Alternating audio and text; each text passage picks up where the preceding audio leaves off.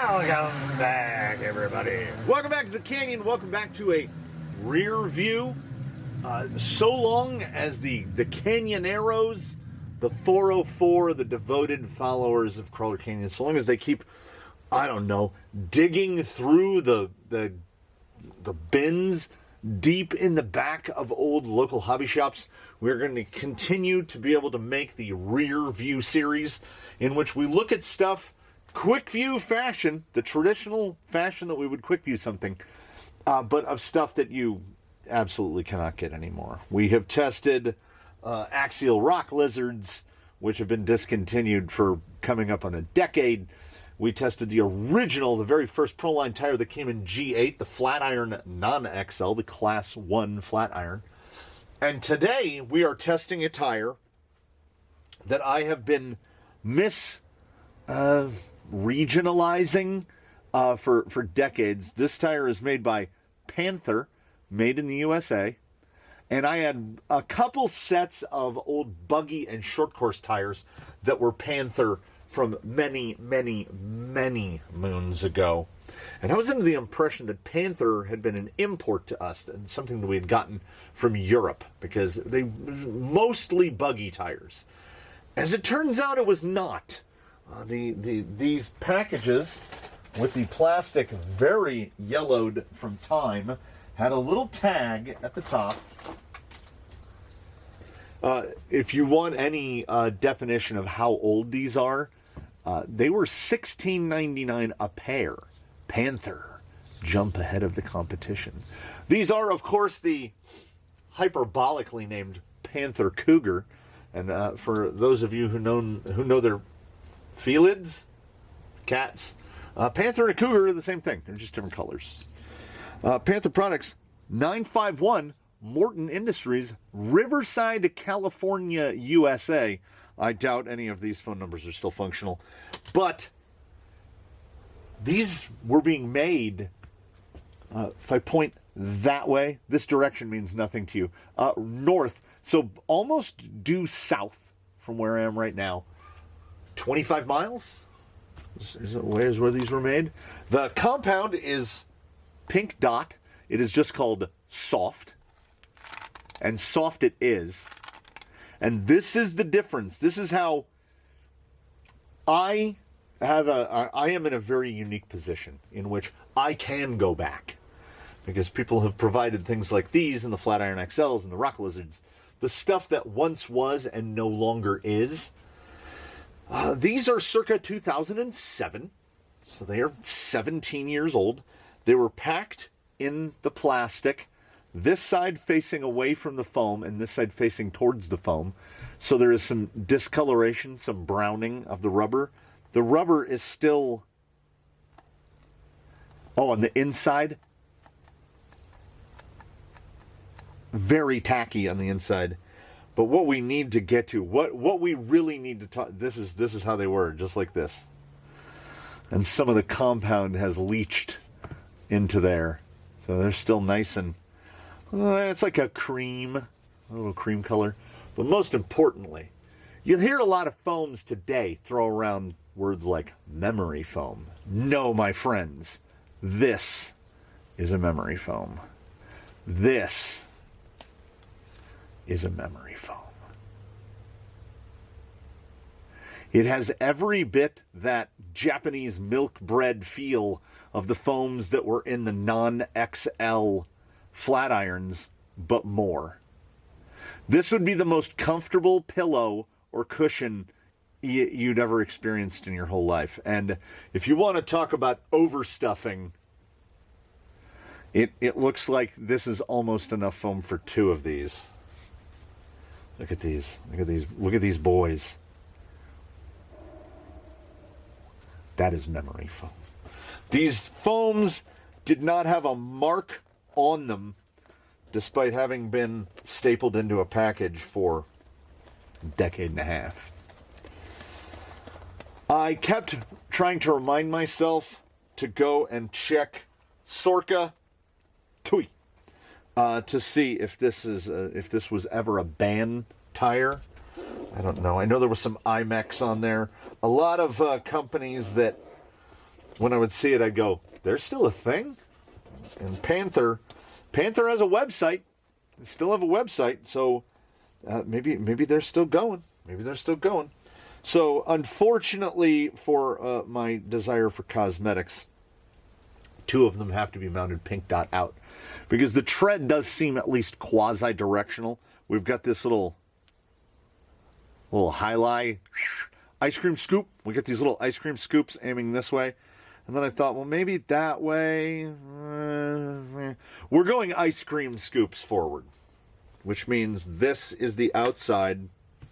And we don't require bubble juice because they're presumably made correctly. They were, and foamy. But because it's actual real deal memory foam, you just kind of tuck it behind the ring. You just work around in a circle until there's no foam between the bead and the ring, and then the tire just kind of falls in. You take your back piece, line them up as best as you can. Neglect to have changed the bit on your driver. Set our torque. We go for an 8. Grab a screw and slap them together. I didn't have a single popped bead. I didn't have any issue mounting any of them, because so long as you keep the bead clamped so that no foam can squirt its way back, you have no problems at all. These tires, and again, bench feel isn't particularly indicative of anything. You can squeeze a tire and go, oh, that feels really nice. And it doesn't do anything. And you can squeeze a tire like something with a Canyon medium in it, and it feels horrible. And then you take it on the rocks and you go, wait a minute, what's happening now? So it's impossible to tell. But from a bent, and they mount very, like, you can't tell there's that much. We know the secret, that there's a mountain of foam in there. But I mean, in terms of bench feel, these are ridiculous. They quite literally feel like marshmallows. And it was already revealed in the thumbnail, unquestionably. The recipient of the test for the day. We've already mounted up 3 because, we can go, and this was difficult. This was difficult for him. And I know that Ratchet, maybe he's never been a test subject, and I'm not 100% sure that he wanted to do it today, because when I went to remove his everyday tires, which are the highest scoring tire that the Canyon has done, 2.2 LP Tusks, it's the 5 1/4 Tusk, those are amazing. So I'm figuring if we're gonna establish a mental baseline of something amazing, well, we're gonna test it against this. And also, I thought they would just look really cool on him. And you know what? I think I was right. They do look really cool on him. So when I went to pull his rear wheels off, both rear hexes came off at the same time. They were not intractably, but very close to stuck inside his hubs. And had to be pounded out with a pick and a hammer. So I had to throw those away. And I was like, oh man, you should check the fronts. So I opened up the front end, and one of the pins, the pin that goes in the hex, just fell out in 2 pieces. So that one was broken. The other one was cracked. Here's a little, speaking of which, there's part of it's gone now. There's part of a wheel pin. All of his wheel pins exhibited some sort of damage. So this is the amount of traction provided by the LP Tusk 2.2. This particular set of LP 2.2 Tusks has the dumbest hybrid foam that one could potentially put together, which is the inner from a 2.2 Canyon Trail and the outer from a Three Brothers 3D printed LP insert for a Hyrax, which an associate of mine, who's not present today, I'm not gesturing, there's nobody over there, he cut them up to try to make them softer for a rig he was working on, and then was going to throw them away. And I was like, I can use stuff like that. So the insides were carved up, I threw them away. So these are very dense closed cell foam on the inside and 3D printed on the outside. Has anyone done a 3D printed / open cell hybrid? Of course not. Why would anyone do that? So I had to mess with all the hexes. I had to pull everything apart and check all the pins, and it was turning into a thing. And then I reminded myself, we are going to go out and we are going to test tires that are very old. And Ratchet was chosen. There was a pause there, and I like to give you the pause behind the pause. I went to now imagine there's a count. What can I use as a counter? Imagine there was a counter right here, and I went to lean on it so I could like lean back and get a thought out. And when I went to lean on it, I missed it altogether, and I almost just fell down in my own workshop. And at my age, you want to avoid falling down, which kind of washed a thought out of my head. Ratchet was chosen because Ratchet is a rig that was built largely from scratch, including the gearbox, and no efforts were made to save weight. His front bumper is a piece of, I think it's 7mm brass with brass black on it, and his skid is a big thing. He's got no angle to his skid. He's got no cheaty, no advantage bits. He's got 25% rear underdrive, but he has no dig, no any of those things. So he's a little heavier. Yellow would ordinarily be the test subject for tires, but while these are very soft, I think they capitalize on some pressure on them, some PSI, and they're fairly chunky. They're some fairly chunky boys. So I figured we'll give them a little bit of an advantage in putting a heavier boy on there. And I think Ratchet is up to the task of rear viewing a tire, if not quick viewing a tire. So we're going to take a look today at the soft compound Panther Cougars. A Panther is a Cougar, and a Cougar is a Panther. Out here on Ratchet on the course, we're going to go through the 10 steps, the 10 stops of the Canyon Tire Test Protocol, and we're going to see the way it used to be. I think the tread pattern might be my favorite tread pattern ever, because try to tell me it doesn't look like hieroglyphics of some sort. This one looks like, I don't know, something you'd find in the kitchen. Then we've got ice cream scoops. We have just random nipples. Every once in a while, there's just a nipple on the center of the tread. We've got this kind of, I don't know, also scoopy, a little bit of a scoopiness to it. I enjoy it more than the randomness of like a ruptured tread. Like, this is fine. They look like, I don't know, chicken tenders. But these are very hieroglyphic. So here's hoping, and that the past will hold up for us. And we got to get out there, because I honestly can't wait to see how these do. My people, let me tell you a little bit of something.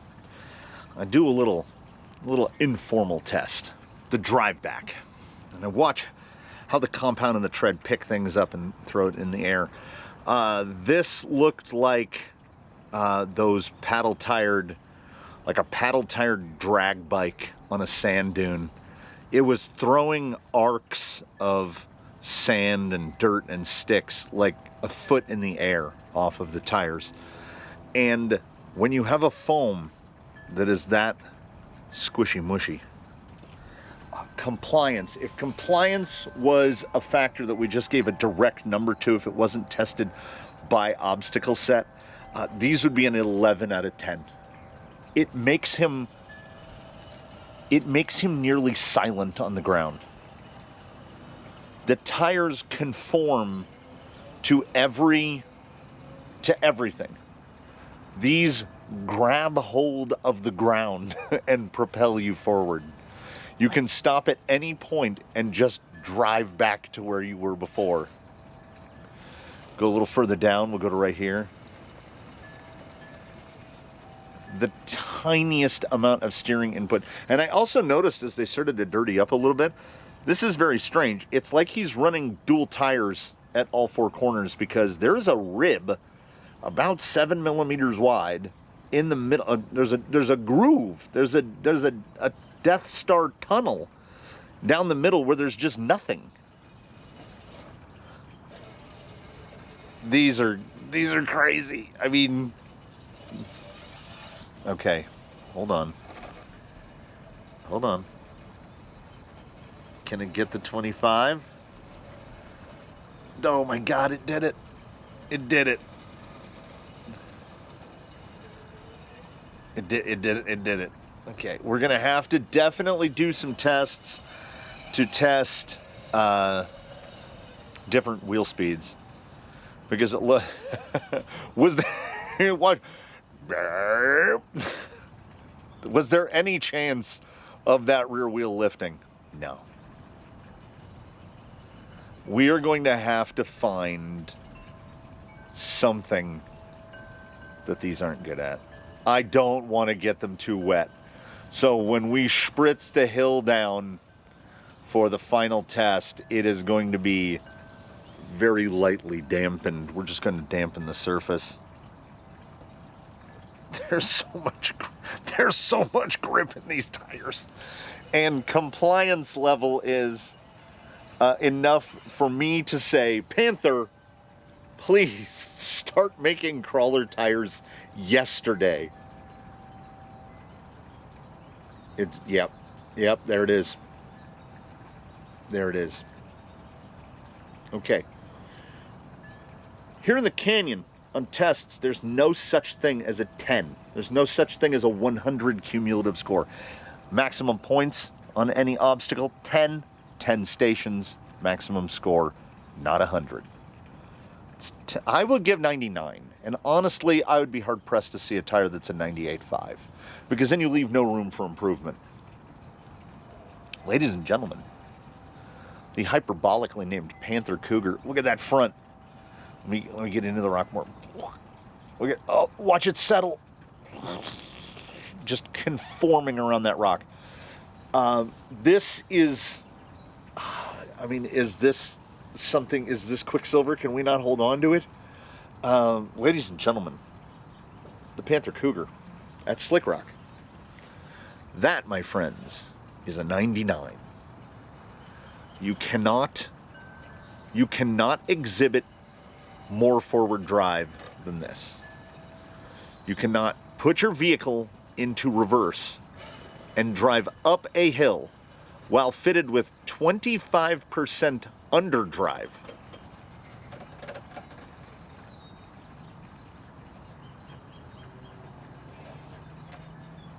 They don't obey the rules that other tires have to obey. I could stay at every station for 10 minutes trying to find something that they can't do well. How about we just side hill across Slick Rock? Why not? It's past 45 degrees. You can, in order to do that, you can feel the tip coming on before you have the thought to do the dumb thing that you're going to do. It's very bright. It is very sunny. We have 62 freedom units right now. We have exactly 50% of the relative humidities. It is a beautiful day to come out and test a tire, particularly when the tire is made of and filled with magics potentially lost to time. Yeah, you're gonna pull back, aren't you? Yeah, of course you are. I'm stuck on sliders. If the position ability holds, if the position ability that we're witnessing so far continues on in this exhibition, my God.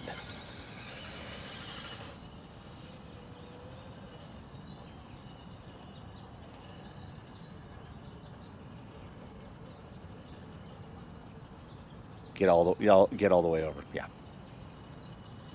The further right that you can take yourself up that rock, the better you're doing. And honestly,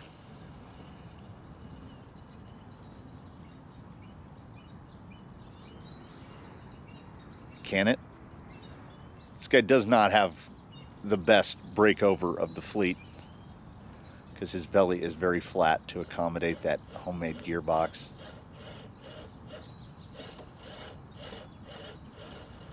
He's just hanging out. This isn't rock crawling at this point. This is rock climbing.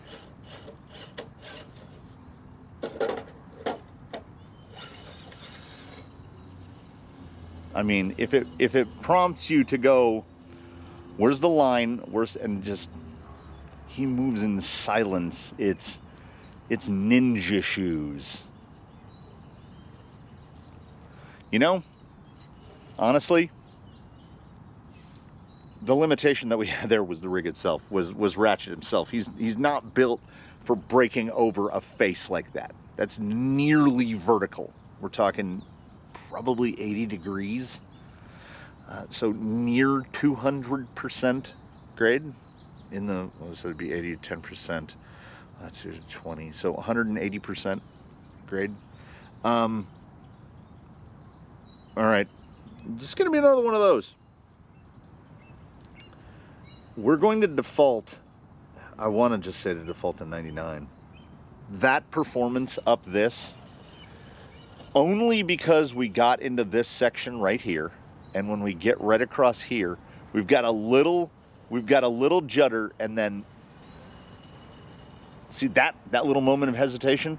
I want to give it a 98.5. I want to give it a 99, but the clearer heads will prevail, and we're gonna give it a 98 for that, because that is pretty much as good as we've seen, and I'm second guessing myself already. You're most likely going to hear me go back and forth, like I'll say that was a 99 or a 98. The cumulative, it's maximum of 10, so the cumulative is up to 100, which is actually up to 99. And nobody's done better than a 98. I'm just going to use them interchangeably. If I say it was a 98, I mean it was a 9.8. We're just talking about decimals here. It is absolutely flat. Okay, I'm going to stay into this all the way through. And not even nothing. I touched the steering wheel for about 1 second. I put finger pressure to the right in order to get me the angle that I wanted, because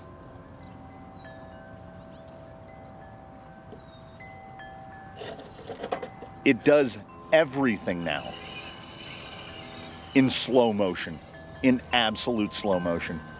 So what we do is we reward someone who's doing well with a really bad line. 60 plus degrees here, no weight on the front tire. So how much is that big Japanese milk bread gonna fold over? It's not. It just points it back. There's no weight on passenger rear. This is an obstacle that is best mastered with what I have frequently called grip and slip. You need to grip enough to stay on, but you need to slip just a little. You need a little side slide. Look at that driver rear, just folded. You need to slip a little to allow yourself to get the line position, but not these. Not these. I will state now here, just 3 stations in, the tire and the magical milk bread inside. Maybe it's a Panther on the outside and a Cougar on the inside. It's as good of a relationship. It was made at a time when an open cell foam insert was all you had. None of this newfangled stuff had been invented yet. So you have a relationship between foam and tire that is as good as I've ever seen. And I fear there's always the bittersweet. There is always the cloud that accompanies the silver lining. Perhaps maybe the best relationship between a tire and foam I will ever see. This might be it. Ladies and gentlemen, that is a 99 side hill. We're going to have the highest scoring tire we've ever seen. And we might have the highest scoring tire that we will ever see again. So by now my expectations are as high as they could potentially be. I want to see the wizarding world of Harry Potter. These aren't tires. These aren't tires. I don't know what these are. these are effortless. The moments when you do see a little bit of slip back, you're like, what's happening? Is the ground moving beneath my feet? That front side is something that I didn't really pay any mention to, and I believe that it needs to be brought to attention. Uh-oh. That's the, so the, let me get back to let me get back to the main screen. Uh-oh. That's a lipo in there. 6.7 is a little low. Okay, so any trigger pull is going to provide some beeping. I'll have to run and grab a new battery here in a minute. But the ability to pass this side, to do this pull-up, not just without hesitation. The first pull up this went like that. You give anything more than the tiniest amount of wheel speed. You give a little bit of wheel speed. And then just the ability to reposition. Oh, did you see that? That deflection on that front coming down there. I want to recreate it. Because rear overdrive. Oh yeah, look at it back up. I shouldn't be able to do this. Period. That was two-wheel drive. These are literally something else. Oh, by the way, that's a 9.9. You cannot. Okay. The worst approach line. We come out here, so we have to reach a vertical right here. Get that slider off of it. Sidling over. So that was 3 tires. There was one, the driver front was not in contact with the ground. They don't behave like tires. They behave like they're made of those sticky hands that you can get out of 25-cent vending machines. What a thing. In and as fitting of a thing as I can think of. Ratchet took the battery out of Clank's radio. They have identical vintage Airtronics MX3Xs, which really probably date back to about the time of the Panther Cougar. So we have a lot of overlap happening right now. You use as low of a wheel speed as you want. It doesn't matter. The positionability. Got a little link stuck there. The positionability is as good as anything ever. And also, they're like sticky hands. With the memory foam, I feel like if you give it a little more time to consider its surface and what you're asking it to do, you get rewarded by the lower speed. Just insane. Now they're so sticky. I don't know. Yeah, we don't have the. We couldn't get a full sweep. We don't have the same amount of caster that say baseline runs. Look at this here. Look at. Would you take a look at this here? How sided are we over? A lot. A real lot. Now, are we pushing out too far? I feel like there's a little push, but I'm just trying to do it in one motion. I want to see if the tire stays off old Callaway there, and it did. They are. Ooh, I might have gotten a little lazy there. I can cut it back the other way though. They're not like any other tire. Not anything I've ever tested. Anything. Nothing. These are in a category of themselves 9.9 at the Beast, 9.9 at Oblivion.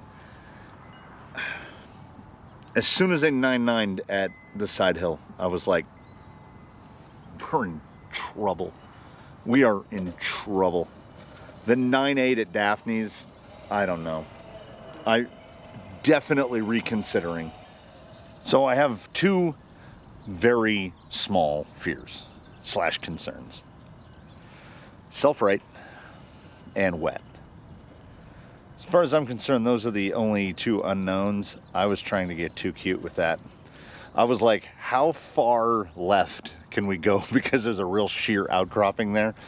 But effectively, if a tire allows you to stop in the middle of a reasonably difficult ascent and just talk about it, then that tire is doing the thing. And you notice the most level descending. Any problems with the soft side, sir? No. I might have heard one note of lug noise, like a lug went thub. And then off we went. So ordinarily you have to hook, there's this little outcrop right here, driver front. You hook that and then you pull back. Well, what happens if we get outside of it? If we get over here? We're in between wheelbase. Can we shuttle it back around to end up where we were? Not quite. Almost. We can almost get back to it. And now what if we get even further right across the middle of Daphne's? This is a center cut instead of left side, right side. That's a short list. I imagine bump, unless bump is done very indiscriminately, is just going to be just absolute traction. And that memory foam is going to keep him super flat. Ooh! It was like a little, like a bunny. He was here and then he was there. And perhaps with the half catch down the hill. No. It's we over here trying to defy gravity. Yeah, a little, we can get it, we can get it dumb. But you need so little in the way of bump, of actual application of additional speed. You just go, rip, and you're on. My gracious.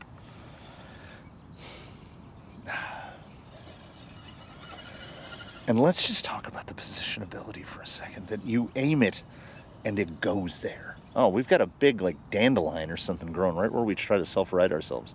Now see, this is going to be a problem here because I can get, and we need to flip over organically because Ratchet is really wide. Okay, so here's the point where we drive up on the side and we try to roll over. And see, that's what I mean. He will roll to lid like that because of his shape. He needs a, like, you know, he is what he is, but like, see how he sits with that real nose down position? He's kind of sub-optimized for this. So I don't know if we're going to get to see a properly clear picture of what it is like to self-right on these. Okay, we got him kind of positioned on the side. All right, about as close as we can get to the sides. There you go. Like, if you can do it in place, you're doing pretty good. Let me see if I can get see if we can get a dummy here.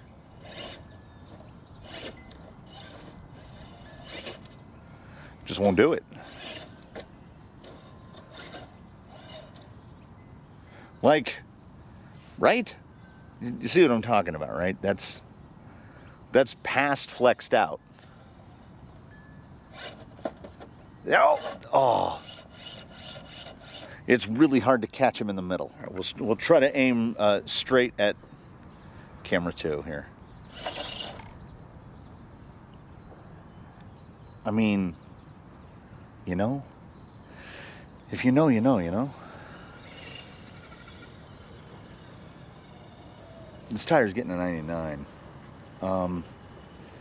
The only thing that could possibly happen is wet. And let's put the honesty in the promises. These tires will never be run on a day that's even damp because those sweet, sweet, magical milk bread foams shall never see water other than the little bit that we spritz upon slick rock today. This portion is academic, but for the purposes of adequate testing, we have to come over here. Nobody's running these on their trail rig. How they do on surface transition is probably largely inconsequential. Could not have done it more perfect. Did I not tighten that wheel down enough? I think the answer is obvious, but we got on that rock. I chalked it before I dropped it. We did it perfect.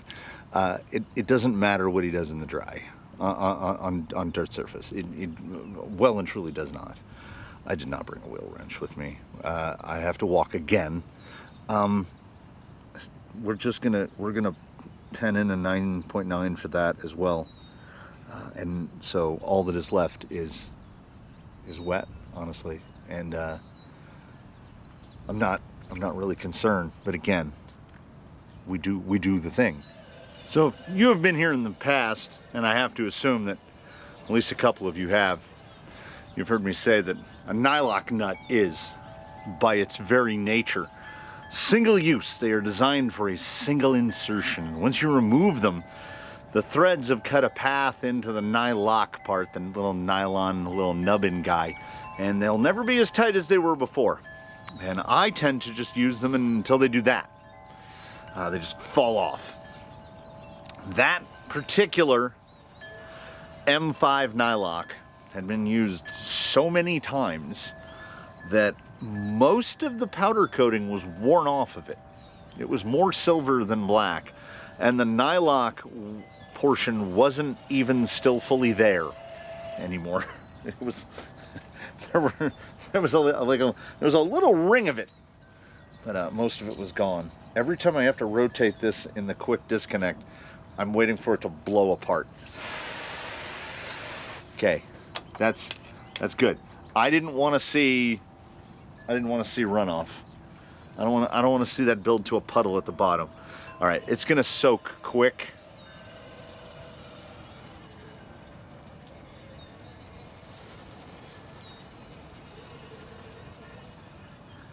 You have to give it a hair more throttle.